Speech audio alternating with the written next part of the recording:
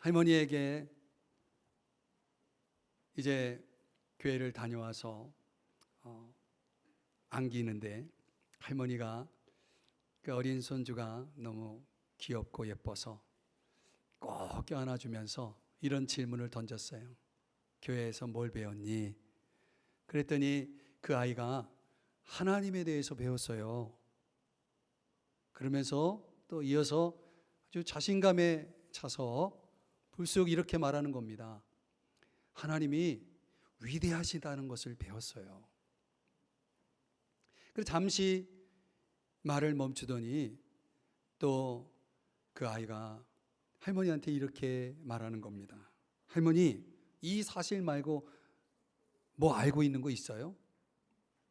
할머니가 이 손주의 질문에 당황해서 잠시 멈칫하고 있을 때 이 아이가 이렇게 말하는 겁니다. 나는 그분이 아니라는 것을요. 나는 그분이 아니라는 것을요. 우리 아이가 할머니에게 하나님에 대해서 알고 있는 걸 묻고 또 그가 답하기를 나는 그분이 아니라는 것을요. 이렇게 말하고 있습니다. 우리는 불행하게도 이 진리를 깨닫는데 평생 걸린다고 말들 합니다. 내가 하나님이 아니라는 걸 깨닫는데 얼마나 오래 걸리는지 모릅니다. 신앙생활을 올바로 하려면 세 가지를 하지 말아야 됩니다. 첫째는 아는 척 하지 말아야 됩니다. 우리가 하나님을 알면 얼마나 압니까?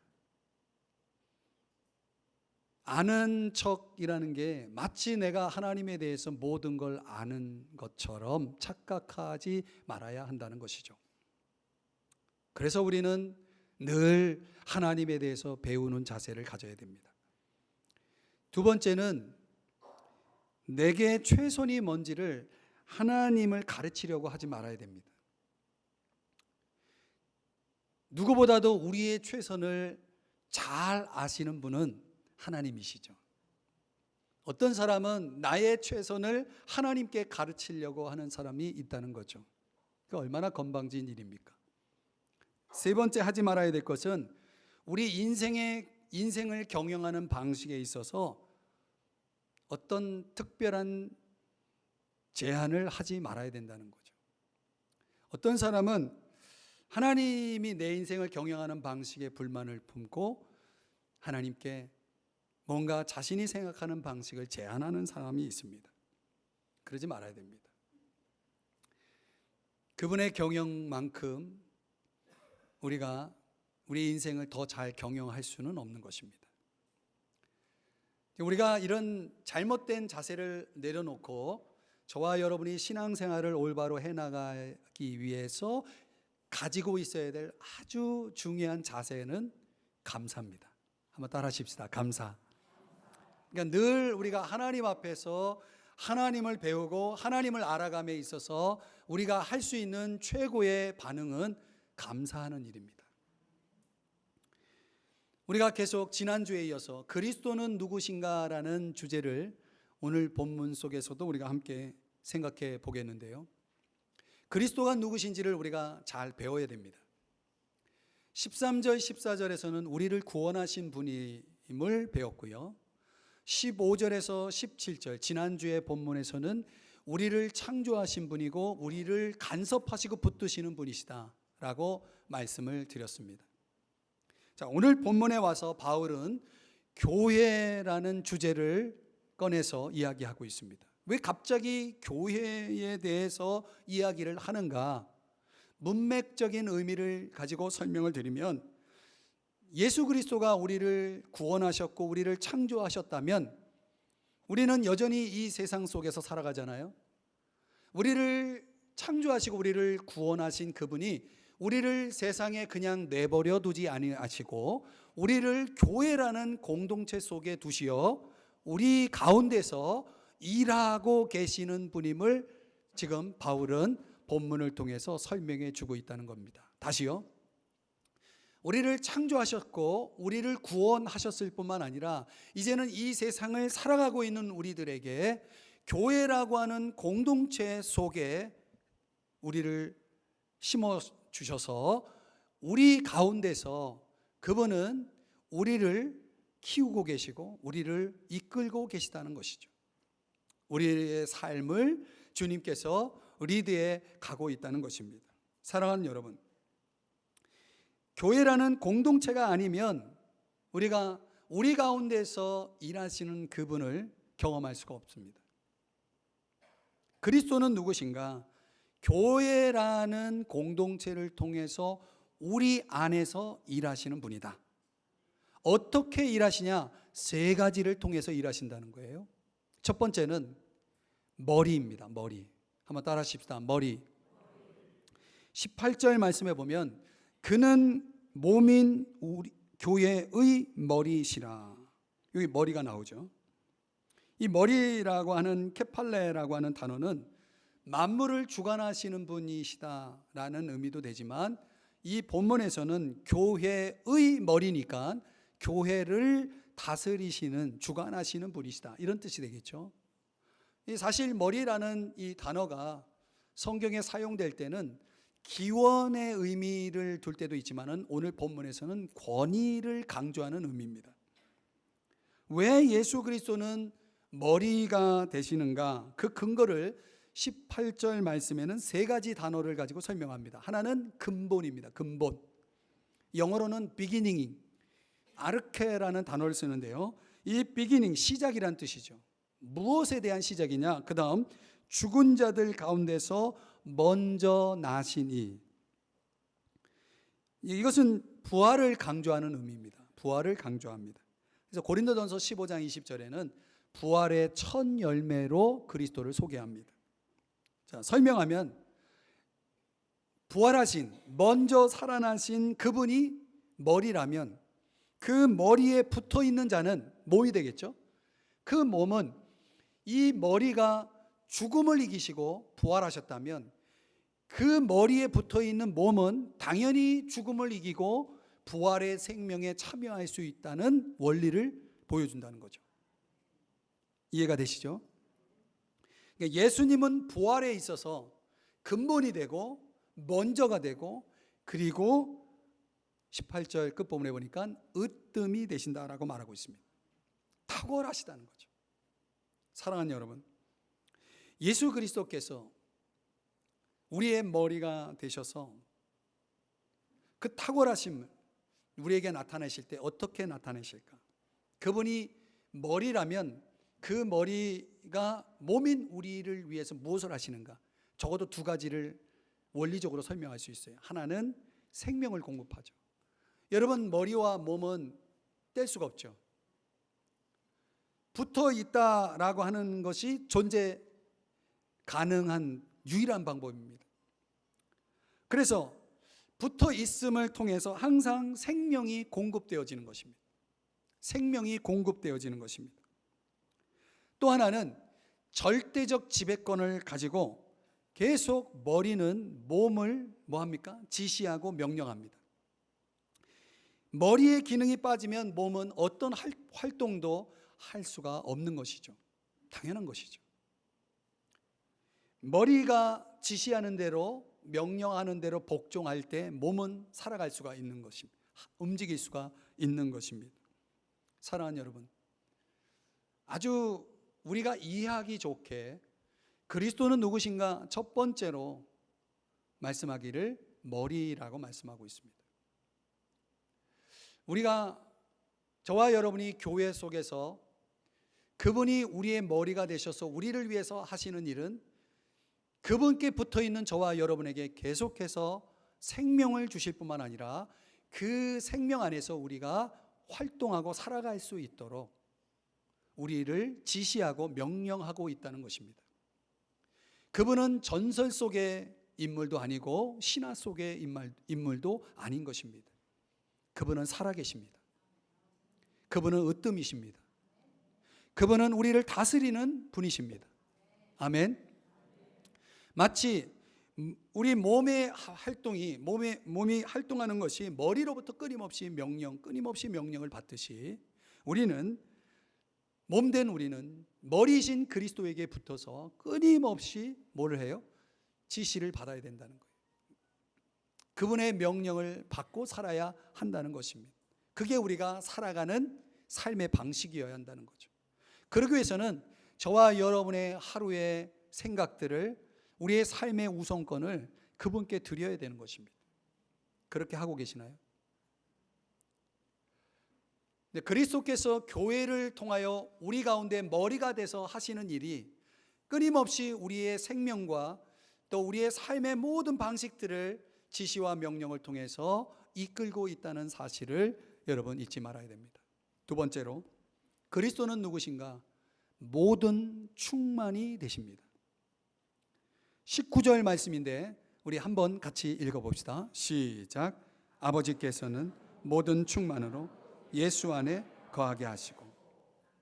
자, 여기 이 본문 19절에는 우리말 성경에는 번역에서 생략된 단어가 하나 있는데, 왜냐하면, 접속사 왜냐하면이 빠져 있어요. 다시 읽어드리면, 왜냐하면 아버지께서는 모든 충만으로 예수 안에 거하게 하시고. 그 앞에서 어떤 내용이 나옵니까? 예수 그리스도께서 우리의 머리가 되시는 이유, 그분이 우리의 으뜸일 수밖에 없는 이유가 뭐냐면, 왜냐하면 모든 충만이 그분 안에 있기 때문이다 라고 말씀하는 겁니다. 논리적으로 말하면 예수 그리스도는 아버지의 모든 것을 가지고 계신 분입니다. 하나님의 모든 충만이 예수 안에 있다는 것입니다. 이 충만이라는 단어, 플레로마라는 단어인데요, 플레로마, 이 충만이라는 단어의 뜻이 뭐냐면 문자적으로는 어떤 결핍이 보충되다라는 뜻입니다. 달리 말하면 부족함이 없는 상태를 얘기합니다. 여러분 충만하기를 원하십니까? 안 원하세요? 자, 여러분, 우리의 인생에는 얼마나 많은 결핍들이 노출되고 나타나는지 모릅니다. 우리가 어떻게 부족함이 없는 충만한 삶을 살아갈 수 있느냐라고 하는 이 주제를 오늘 성경이 우리에게 다뤄주고 있습니다. 그 해답을 우리에게 가르쳐주고 있는 것입니다. 이 충만이라는 플레로마라고 하는 단어를 성경 사전에서 찾아보면, 원어 사전을 찾아보면 얼마나 많은 의미를 포함하고 있는지 모릅니다. 하나님의 그 모든 축복, 하나님이 우리에게 주시고자 하는 모든 축복을 다 담고 있습니다. 의라든가 지혜라든가 능력이라든가 하나님이 지니신 그 모든 부요하심이 이 플레로마 충만이라는 단어 속에 다 들어가 있습니다. 하나님의 그 완전성, 하나님의 본성, 말씀이라든가 지혜라든가 영광이라든가 이런 모든 것들이, 하나님에게 관련된 모든 것들을 다 내포하고 있는 단어가 충만, 플레로마입니다. 근데 그것이 예수에게 있다는 것입니다. 예수 그리스도 안에 있다라고 하는 것입니다. 거하다라고 말하고 있는데 이거는 영원히 있는 것을 얘기합니다. 자, 그렇다면 저와 여러분이 살아가면서 필요로 하는 모든 것을 누가 갖고 있는 겁니까? 예수 그리스도가. 어떻게 저와 여러분은 우리의 필요를 공급받을 수 있습니까? 우리가 필요로 하는 모든 것을 공급받는 방법이 뭡니까?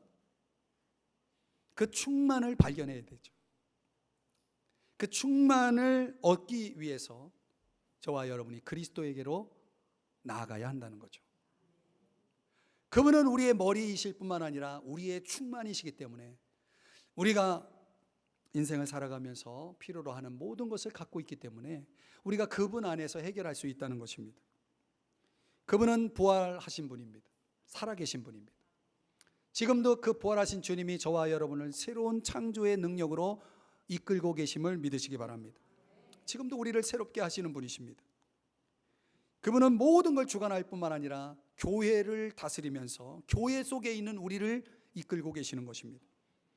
그래서 우리가 하나님을 기쁘시게 하고 이웃과 세상 속에서 주님의 능력을 나타내며 그 충만한 삶을 시연하며 나타내며 살아가기 위해서는 절대적으로 우리는 그분과 그리스도와 올바른 관계를 맺고 있어야 됩니다. 그분을 우리의 삶의 주인으로 인정하고 고백해야 됩니다. 그분을 우리 안에 모셔야 되는 것입니다. 여러분 중에 혹 삶의 좌절을 느끼고 계신 분이 있습니까? 삶의 방황을 느끼시나요? 엄밀한 의미에서 보면 그것은 삶의 문제라기보다는 주님과 나와의 관계라고 볼 수 있습니다. 삶이 문제가 있어서가 아니라 주님과 나와의 관계가 온전하지 않기 때문에 우리는 그 삶의 방황과 절망과 좌절을 느끼면서 살아가게 된다는 것이죠. 그분이 다스리는 삶 속으로 들어오는 한 저와 여러분은 충만할 수밖에 없는 것입니다. 아멘. 유명한 수도사의 이야기 아시죠? 한평생 거룩하게 살다가 죽어서 천국에 갔는데 주님이 맞아주셨어요. 그리고 주님이 그 인생길, 그가 살아온 길을 한눈에 볼 수 있도록 보여주십니다. 이상하게 발자국이 두 줄이에요. 내가 혼자서 살았는데, 혼자서 살아왔는데 어떻게 발자국이 둘이냐고, 줄이 둘이냐고. 그때 주님이 말씀하시죠. 언제나 내가 너와 동행했단다. 그 어느 시점에서는 발자국이 하나밖에 없습니다. 저 때는 왜 하나이냐고. 그때 너가 너무 힘들어해서 내가 너를 업고 걸었단다. 이렇게 말씀하신 그 이야기. 여러분, 우리 주님이 언제나 저와 여러분과 동행하심을 믿으십니까? 교회 속에 들어온 저와 여러분과 동행하시는 주님, 내가 힘들고 지쳐서 넘어질 때 우리 주님은 우리를 업고 우리의 인생길을 힘있게 걸어가 주시는 그 충만이신 주님이 저와 여러분과 함께함을 믿으십니까? 그렇다면 우리가 어찌 충만하지 않을 수 있고 만족하지 않을 수 있겠습니까? 우리의 문제, 충만하지 않은 문제는 우리의 삶 속에 벌어지는 상황이 아니고 문제가 아니라 주님 앞에 나오지 않고 있는 문제인 거죠. 그 충만이신 주님을 찾지 않는 문제라는 것입니다. 삶의 진정한 주인이신 예수 그리스도와의 관계가 온전할 수 있다면 오늘 성경은 우리에게 우리의 충만이신 그리스도 안에서 우리는 충만할 수 있다라고 말씀하고 있는 것입니다. 이런 이야기 있잖아요. 아프리카 어느 회사가 미국 회사에서 기계를 하나 수입을 했습니다. 그런데 그 기계가 고장이 났습니다. 그래서 본사 미국 회사에다가 빨리 이 기계를 고쳐달라고 직원을 파견해달라고 요청했습니다. 직원이 왔는데 새파랗게 젊은 20대 청년이 왔습니다. 아니, 저 청년이 뭘 하겠다고 해서 회사에다가 왜 저 젊은 청년, 아무것도 모르는 청년을 파견했냐고 이유를 물었는데 답신이 왔습니다. 그 청년이 그 기계를 만든 장본인입니다. 그 청년만이 그 기계를 고칠 수 있습니다. 그 청년의 지시를 반드시 따르십시오. 사랑하는 여러분, 우리를 누가 만드셨나요? 과연 그분이 우리를 창조하신 분이고 과연 그분이 우리를 구원하신 분임을 믿으신다면 우리는 그분만이 나를 고칠 수 있다는 것도 믿으셔야 됩니다. 그분만을 따라야 됩니다. 그래서 그분을 가까이 해야 됩니다. 그분에게 구해야 됩니다.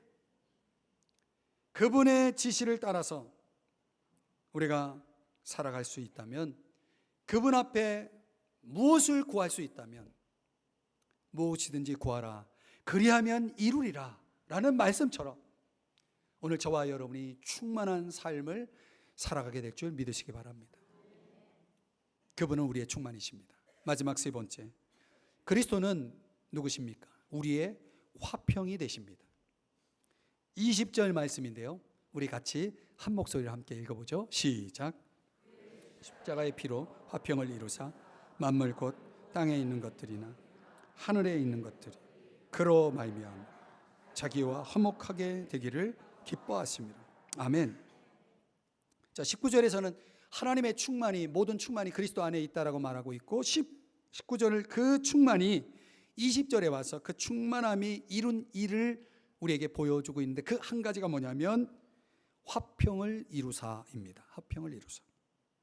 자, 여러분, 우리가 세상에서 그리스도의 그 충만함을 가지고 살아가야 될 그리스도의 충만함을 얻고 살아가야 될 이유가 뭘까요?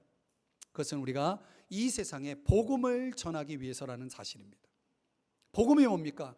하나님과 죄인인 인간이 화평을 이룰 수 있다는 게 복음입니다. 여러분, 화평이라는 이 단어는 문자적으로는 비우호적이고 평화롭지 못한 관계가 회복되어서 우호적이고 평화로운 관계를 이루는 것입니다. 하나님과 원수되었던 인간이, 죄인인 인간이 어떻게 평화로울 수 있는가, 어떻게 우호적일 수 있는가, 그 관계 회복은 어떻게 가능하냐, 오늘 본문에서는 그로 말미암아, 또 십자가의 피로 말미암아 이렇게 말씀하고 있죠. 여기 기뻐하시다라고 하는 유도케오라고 하는 단어는 기꺼이 하다, 자발성을 강조하는 단어죠. 말하자면은 예수 그리스도는 우리가 그분과의 관계를 맺고 영원히 살 수 있도록 기꺼이 십자가에서 자기의 피를 쏟으셨다는 것이죠. 이것이 유일한 화평의 길입니다. 십자가의 길, 그 사랑만이 저와 여러분을 그분과 화평하게 만들었습니다. 아멘. 그리고 우리는 그 화평을, 우리 안에서 이루어 주신 그 화평을 지금 우리는 그분의 피로 말미암아, 그분의 사랑, 십자가의 사랑의 피로 말미암아 우리가 그것을 누리고 있다는 것입니다. 사랑하는 여러분, 우리가 그 사실을 날마다 느끼고 있느냐는 거죠. 그분이 주신 화평을 누리고 있느냐는 거죠. 그 빅터 위고의 레미제라블이라는 작품을 아시죠? 여러분들이 읽어보신 분들 많이 있을 텐데, 불쌍한 사람들이라는 뜻을 가지고 있는 레미제라블. 그 작품 속에 등장하는 주인공 장발장이 배고파서 빵 한 조각 훔쳤다는 죄로 19년 감옥 생활을 하고 나와서 그 마음속에 복수심이 가득 차 있는 그 장발장이 갈 곳 없는 상황에서 만난 그 신부, 그 신부의 방 안에 있는 은잔을 훔치다가 또 걸리죠. 그래서 경찰과 함께 그 신부 앞에 붙잡혀온 장발장을 향해서 그 신부가 놀라운 반응을 보이지 않습니까? 아니, 이 은자는 내가 저 사람에게 준 선물이고 내가 그것만 준 것이 아니라 이 은초 때도 줬는데 이걸 안 가지고 왔단 말이죠. 그러면서 그 무한한 용서와 자비를 보여주죠. 그때 장발장의 인생이 달라지지 않습니까? 변화된 거죠. 그 마음속에 그 가득했던 분노가 사라지고 그 마음에 놀라운 변화의 역사가 일어나지 않습니까? 우리는 그 작품 속에서 배울 수 있는 그 교훈이 또 있다면, 평생 정말 자기가 변화된 자로서 내가 정말 훌륭하게, 선하게 다른 사람들, 어려운 사람들 도우면서 살고 싶은데 그게 쉽지가 않아요. 왜? 계속 형사가 끈질기게 따라다니니까. 어쩌면 우리는 그 장발장의 모습으로 살아가고 있는지 모르겠습니다. 우리는 과연 변화된 자입니까? 화평을 이루었다고 하는 것은 관계적 회복만 아니라 우리의 삶의 회복도 의미합니다. 그런 차원에서 장발장이 힘들어했던 게 뭡니까? 끈질기게 자신의 과거를 붙들고 따라다니는 형사 때문이었다는 사실. 그렇다면 오늘날 저와 여러분도 마찬가지로 우리의 과거가 끊임없이 내 인생을 새로운 인생으로 살아가지 못하게 만드는, 발목을 잡는, 태클을 거는 그런 요인이 될 수가 있는 거죠. 여러분, 어떻게 사람은 변화될 수 있나요? 어떻게 새로워질 수 있나요? 여러분, 이유는 단 한 가지죠. 십자가, 그 사랑. 그 사랑을 경험할 때 사람은 진정 변화될 수 있는 것입니다. 그래서 그 독일의 히틀러를 향해서 칼 바르트라는 신학자가 한마디 던진 것이 뭡니까? 예수 그리스도가 당신의 죄를 위해 죽으셨습니다.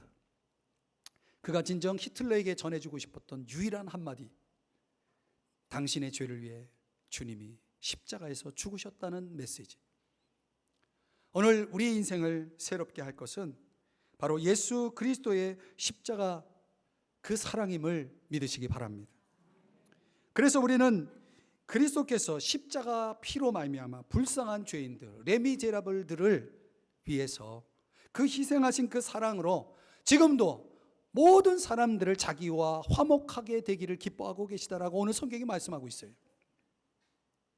여러분 20절을 보면 그리스도로 말미암아 만물이 화목하게 되었다라고 말하고 있지만 사실은 이 만물은 모든 인간을 말하는 것이 아닙니다. 누구에게나 화평의 길은 열렸지만 그 화평이 성취되기 위해서는 예수 그리스도를 내 마음의 구주로 주님으로 영접해서 그분이 내 안에 들어오셔야만이 가능하다는 것입니다. 그래서 데살로니가 후서 1장 8절에는 하나님을 모르는 자들, 주 예수 그리스도의 복음에 복종하지 않는 사람들은 형벌을 받을 것이라고 말씀하고 있는 것입니다. 고린도후서 5장 17절에서는 누구든지 그리스도 안에 있으면 새로운 피조물이라 이전 것은 지나갔으니 보라 새 것이 되었다라고 말씀하고 있고 18절의 말씀에 가서는 그로 말미암아 우리가 자기와 화목하게 하셨다라고 말씀을 하고 있는 것입니다.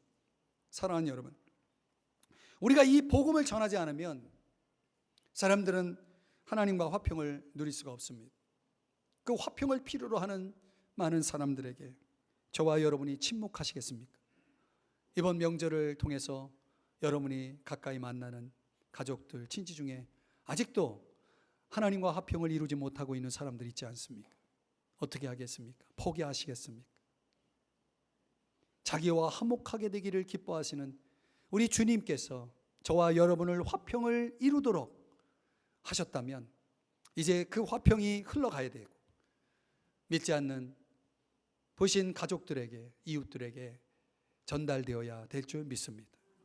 또 한 가지 중요한 것은 그러기 위해서는 우리가 그런 화평을 전하고 화평을 나누기에 앞서서 먼저 내가 믿는 내가 화평을 누려야 하지 않을까요?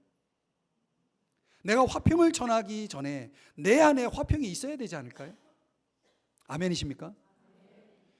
오늘 본문에는 뭐라고 말씀합니까? 땅에 있는 것들이나 하늘에 있는 것들이 다 그분 손에 있음을 말씀하고 있어요. 중립지대는 없습니다. 모든 것이 그분의 권세 아래에 있다라고 하는 것입니다. 그래서 오늘 우리가 우리의 인생길을 걸어가면서 저와 여러분이 화평을 누릴 수 있는 근거가 뭐냐면 그분 권세 아래에 모든 것이 있다라는 전제입니다. 로마서 5장 8절에 우리를 위하여 죽으심으로 자기에 대한 그 사랑을 확증하신 주님, 하나님의 사랑이 우리를 위해 죽으신 그 십자가로 말미암아 확증되지 않았습니까? 우리는 그것으로 인해서 18절, 11절 로마서 5장 11절에 보면 그것으로 인해서 우리가 화목하게 되었다면 이제는 우리는 뭐 하면 됩니까? 하나님 안에서 즐거워하느니라. 평안을 누리고 기쁨을 누려야 한다라고 하는 것이죠. 과연 우리 안에 이런 새로운 창조의 역사를 통해서 우리를 새롭게 하시는 그 주님으로 인해서 내 안에 평화가 있고 내 안에 기쁨이 있느냐는 것입니다. 많은 사람들이 기쁨을 잃고 평안을 잃어버리는 이유가 뭡니까? 우리 믿는 사람들 가운데 평안을 잃어버린 이유가 뭡니까? 기쁨을 잃어버린 이유가 뭡니까? 그것은 파도 때문이 아니죠. 파도 때문이 아니죠. 여러분 갈릴리 바다 풍랑 속에서 어제 태풍 때문에 좀 무섭기도 했죠.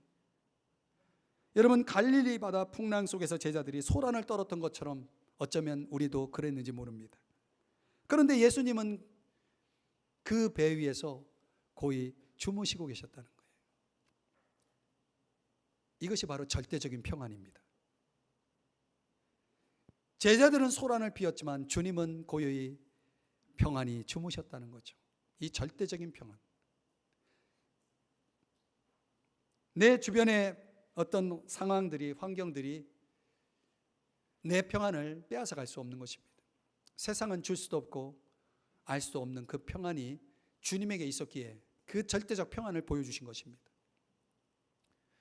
마틴 로이드 존스라고 하는 사람이 쓴 영적 침체라는 책에 보면 11장에 그 마태복음 14장의 상황을 설명하면서 영적 침체에 대한 교훈을 던져주는데요.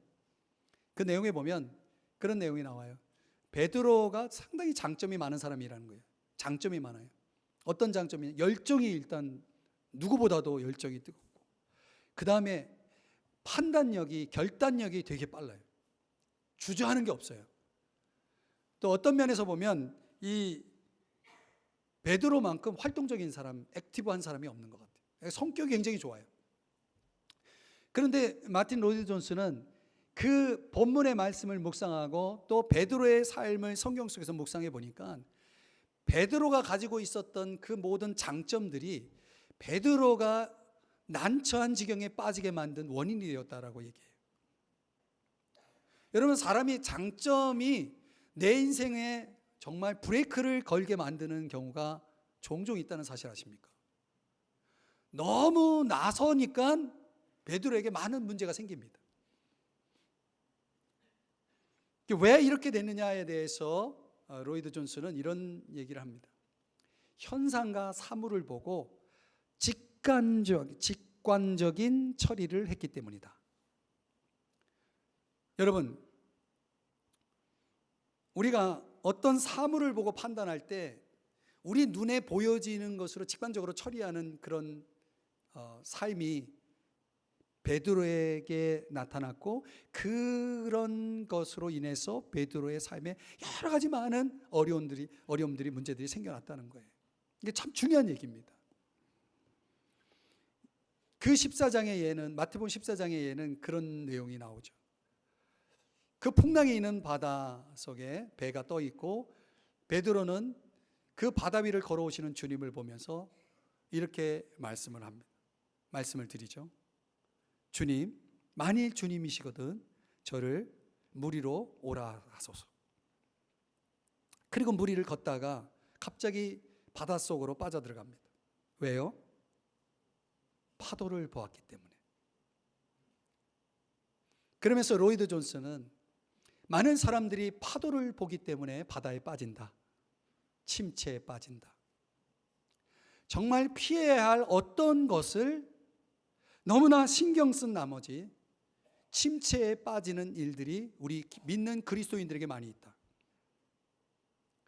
오늘날 만일 주님이시여든 물 위로 나를 오라 하소서 하며 주님을 바라보았던 베드로가 당당히 걸어가던 그 물 위에서 빠져버린 원인은 단 한 가지, 파도를 보았기 때문이라는 거죠. 여러분은 파도를 보시나요? 주님을 보시나요? 결국은 우리 인생의 문제는 파도의 문제가 아니라 파도를 능히 해결할 수 있는, 파도는 그분에게 아무 문제가 되지 않는데 그 파도를 해결할 수 있는 분을 보지 않기 때문이다. 이렇게 그 책에서 로이드 존스는 이야기를 하고 있습니다. 그러면서 우리 인생의 침체를 벗어난 유일한 길은 예수 그리스도에 대한 지식을 갖는 것이다. 예수 그리스도에 대한 지식을 갖는 것이다. 그것도 매일매일 만나처럼 한 달치를 모으는 것이 아니라 매일매일 그분이 주시는 지식의 만나를 계속 축적해 가고 쌓아가면서 날마다 주님과 함께 시작하는 하루하루를 보내면서 그리스도에 대한 지식을 계속 우리가 품고 나아간다면 우리는 어떤 침체에도 빠지지 않을 것이고 어떤 파도에도 넘어지지 않을 것이다 라고 말하고 있는 것입니다. 여러분 아시나요? 주님에게서 눈을 떼지 않는 영적 전쟁이 날마다 벌어지고 있다는 사실. 그래서 저는 오늘 이 시간 예배를 드리는 여러분 중에 이 말씀을 들어야 될 분이 있다고 봅니다. 주님에게서 눈을 떼는 순간 우리는 바닷속으로, 세상 바닷속으로 빠져들어가고 만다는 사실을 잊지 마셔야 됩니다. 찰스 웨슬리가 이런 말을 했습니다. 강한 믿음은 약속을 본다. 그것만을 바라본다. 불가능을 비웃는다. 그리고 이렇게 외친다. 믿음대로 될지어다. 사랑하는 여러분, 우리가 이 세상 바다에 던져져서 우리 주님이 나 몰라라 하시는 것이 아니라 교회라는 이 공동체를 통해서 교회 속에서 그분은 우리 가운데서 일하고 있다는 사실을 믿으시기 바랍니다.